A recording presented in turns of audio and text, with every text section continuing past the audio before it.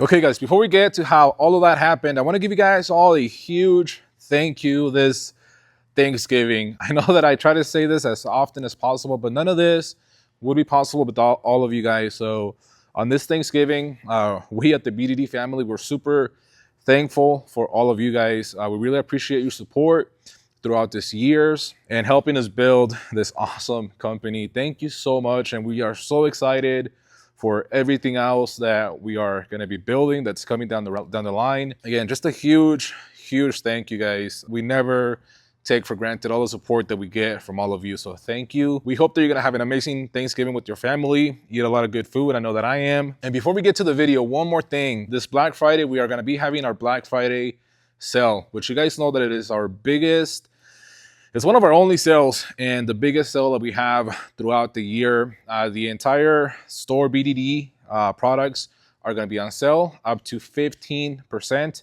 That includes all of our axle swap kits, our bumper swap stuff. Everything is going to be on sale. Again, guys, remember, the sooner you jump on the website and order your parts, the sooner you'll get them. So again, blowingdiesel.com, no code or nothing required. Everything's already going to be marked down.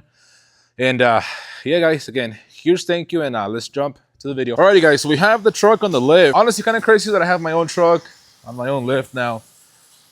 Man, this thing's coming a long way, and so have we. But anyways, we're gonna go ahead and start stripping the whole front end of this thing. We're gonna leave the rear end on it for now, but I do wanna show you guys something that a lot of you are wondering and have asked me about. So let me just bring this thing up a little bit. So what I wanna show you real quick is rear sway bars on these 05 Plus swaps and what I've been able to find and make work. I know that a lot of you guys really like the rear sway bar, especially if you haul or tow really heavy, and they definitely help once you go higher on your lifts like we've been here lately. So what I've been able to make work are these sway bars, and I'll show you one off the truck here in a little bit. But what these are, they're the U-bolt mounted sway bars that go over the front of the axle and over top of the pumpkin. Why these work is because they're actually a little bit longer, so they clear the shock. In the past, I've had problems with other sway bars hitting the shocks in the way that these are configured. The way they mount too, that makes them work, is they actually mount with these arms. They go to the outside of the frame rail, and then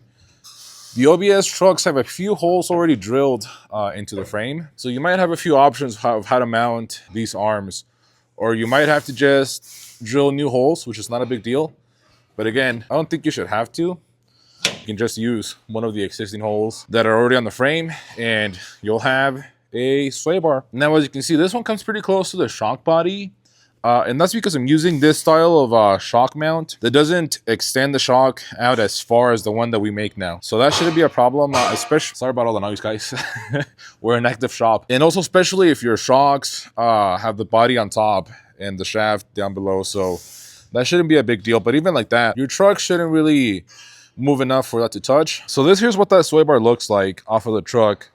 So as you can see, it's actually pretty square. So the arms come out at a 90 degree straight out, and then they mount with U-bolts to the axle. So the rear axles, they should have provisions near the pumpkin on the casting for the U-bolts, and then they'll have this locating tab for the bracket. That way your sway bar doesn't rotate when it's moving. So yeah, again, these are the easiest ones that I've been able to find that will work with our swaps. But anyways, now that I've gone over that, I'm gonna go ahead and remove the front axle. Also, I want to show you the purpose of these limit straps. The amount of people that give me hate over these, thinking that they're limit straps, they're to hold the axle under the truck when it's on the lift. Especially once you start taking off stuff like the track bar bracket or stuff like that, your axle would just fall without those. So that's kind of what we use to keep everything in place, especially like when we want them close to like ride height or something like that.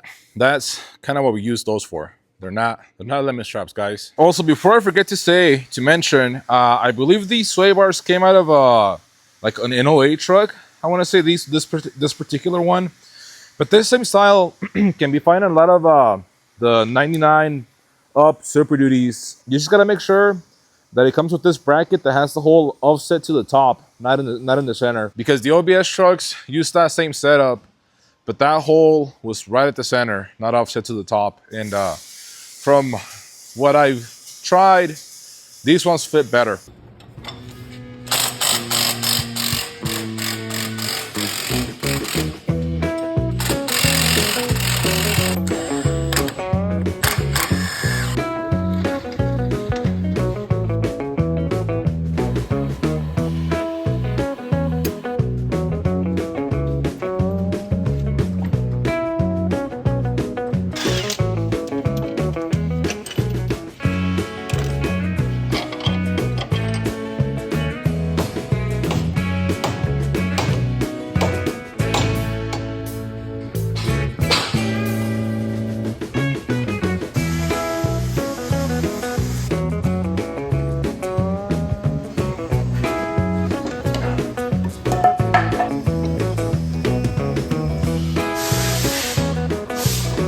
Alrighty guys, so we got the axle out of this beast, and now we basically got to strip all of our old parts off of this thing. This truck, obviously, if you guys have been with the channel long enough, has always been our R&D vehicle. So this thing got the first BDD kit ever. And a lot of the parts that are on it are still those first original ones, like our original coil buckets, radius arm brackets, and well, that's actually it. We done a new track bar bracket and new sway bar brackets. But today, all of that is coming back off because basically it's all getting replaced with the newest and greatest BDD stuff. So we made some upgrades to the coil buckets since then. It's obviously getting them 4-link, so we don't need the radius arm brackets anymore. And then it's also going to be getting our fabricated track bar with our new track bar bracket and axle truss. On top of that, for the very first time, this thing's actually getting powder coated parts. After we test fit everything, a lot of the parts are going to be going off to powder coat. So that is very exciting for us. So yeah, let's go ahead and jump right on it.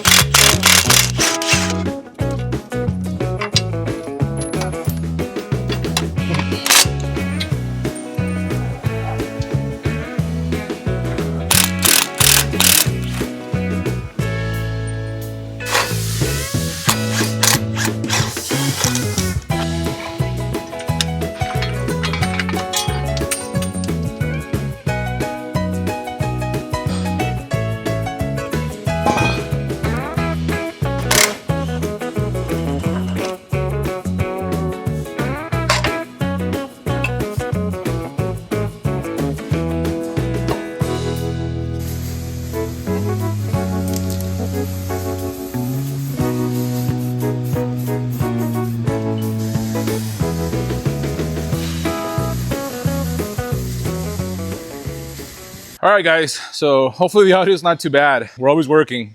But we've got the new track bar bracket for the 4-link kits ready. I did end up making a couple of changes to it, and I think it turned out really, really good. But before we go ahead and burn it all the way in, we got to test it and make sure that those changes that I made are actually going to work out. And the changes that we made is just for basically fit and function. So as you can see, for the most part, the track bar bracket looks pretty much the same. Except we added a couple bends over here. As you guys might know, we really like bends over here at the shop. So that was to locate the mounting post for the track bar bracket in places where it's not going to be as hard to be able to tighten everything. So like one of the nuts for the cross member was really close to this plate. So that's why we added this bend to kick it out and have that hole pretty much centered on the bracket right there.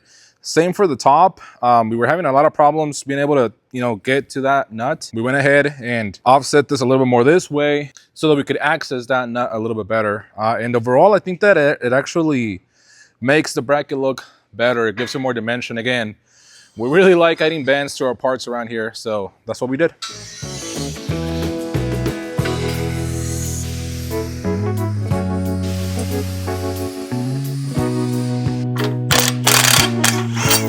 So on the cross member, the track bar bracket is going to be used these two bolts on your engine mounts. You can access these with the engine on, obviously. You just have to kind of fish your wrench through the front or through the back of the engine pretty easily. But yeah, not bad at all.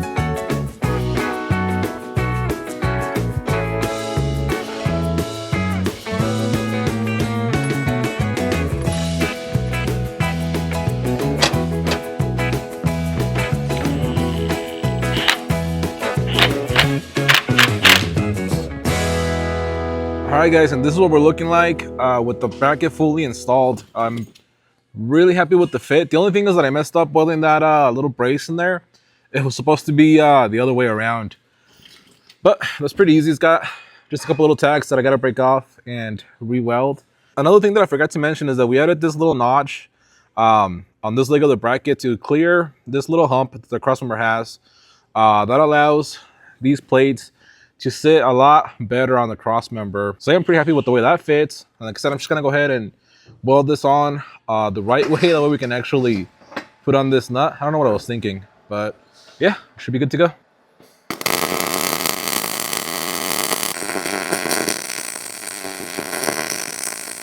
Alrighty guys, so I spent the last couple hours getting both the track bar bracket and the truss ready to go. We've got the track bar bracket fully welded, and man, this thing turned out beautiful. I love that track bar bracket, but man, this truss does not fall far behind at all. We did make a couple changes from the last version that I think are really gonna set this thing off. For one, we actually decided to lower this centerpiece half an inch.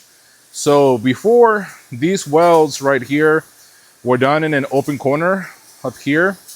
So I've decided that if we lowered it and did it in the inside corner over here, it was gonna make it have a cleaner look overall. So we did that, not a big change, but I think one of the biggest changes that I'm actually super happy with is that we're gonna have this plate on the outside of it. So we originally just had a washer welded to here, and that's just for strength, but I decided that if we added a full plate with the BDD logo on it, it was really gonna set it up. So this is gonna be welded all on the perimeter of it, which again is gonna strengthen this part, which is the most important part of the actual track bar bracket side of the truss. And again, it's really gonna look really cool. And then I have an idea to make this stand up even more after we're done powder coating it. We've got our plate that we'll use to bolt this side of the truss to the axle. We've made a relief for the vent. Actually, let's go show you this thing on the axle.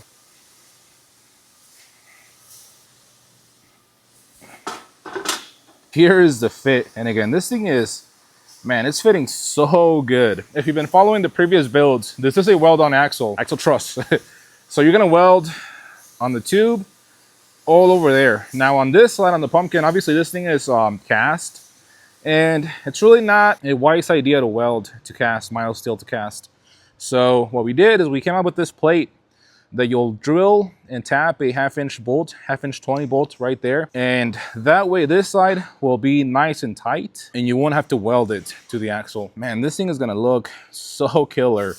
And I absolutely love that we did that BDD towards the end over there. I think it's really gonna set it apart. Super nice, tight fit everywhere. So now that we have both the truss and the track bar bracket ready, well, I'm actually gonna go back and weld the truss. We're gonna start working on the 4-link mounts. I guess this could be considered like a mini cradle because we are gonna incorporate a rear traction bar, at least for this iteration of the kit on my truck. Again, the ultimate goal is to have that thing on air ride on the rear. But one thing that I was not expecting is that, oh, by the way, I haven't shown you guys this.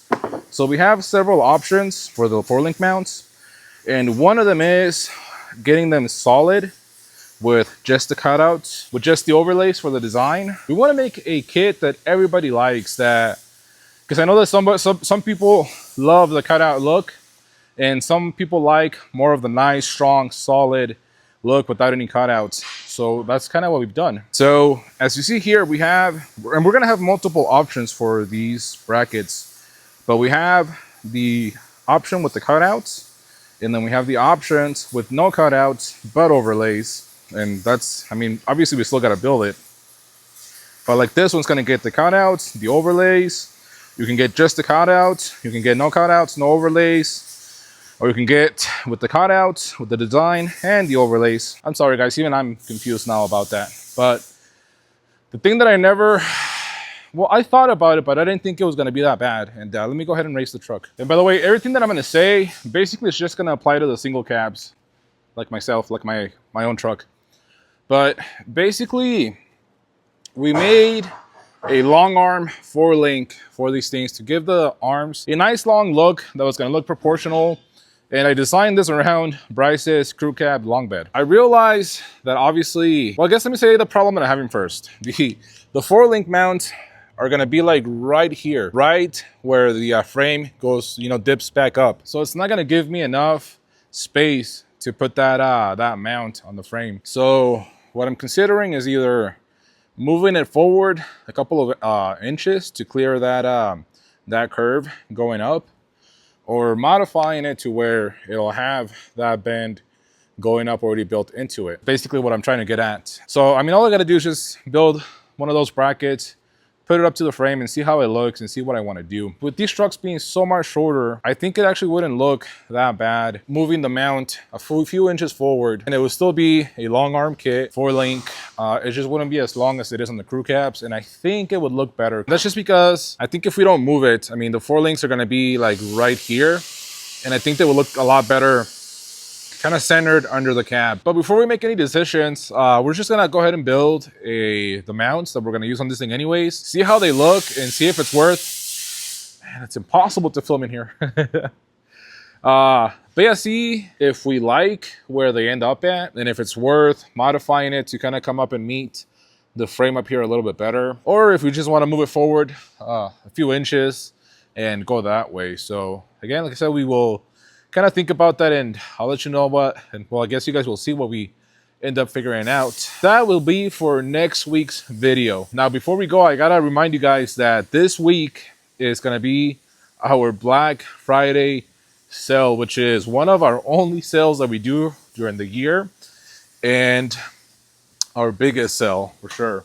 Now, we've been trying hard to prep for this year's sale, but it's always so hard. All of our products are going to be on sale. This is where you're going to get the biggest sale on our kits. Most of our axle swap kit stuff is going to be at 15% discount, but the entire store is going to have a discount on it, on the BDD stuff. And again, guys, the sooner that you place your orders, the sooner that you will get your product. So definitely jump on it as soon as possible. And you know, happy Thanksgiving, guys. I am always so thankful for you guys, because of you I'm able to do all of this, and I never take it for granted. That's why I try and remind you guys as often as possible. Thank you so much from the entire BDD family to yours. Again, happy Thanksgiving. We really appreciate you. Leave a like, leave any comments that you might have down below. Don't forget to subscribe, because we're just getting started with this thing. I also bought a new truck. If you've stayed this far in the video, I'm gonna give you a little bit of a glimpse at what I bought. That's all you're gonna see. You see that EFI? That doesn't apply anymore. But anyways, guys, thank you so much. Again, don't forget to subscribe, and I will see you on the next one.